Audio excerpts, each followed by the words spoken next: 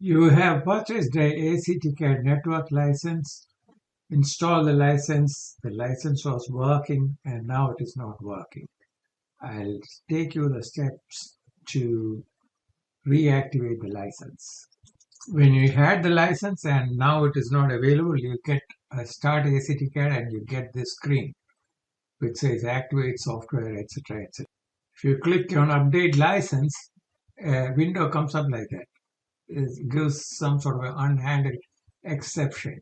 So if you click on the details, you get a window, copy that text that may become useful. Now this screen tells that licenses are running, but you're not able to get the license.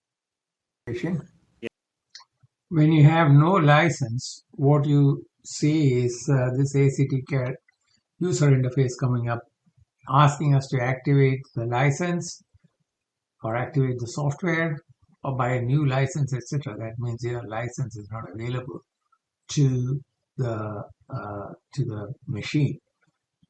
Now, you may have IP address issues. That's a different thing. I'm not dealing with that. The IP address I am assuming is all correct.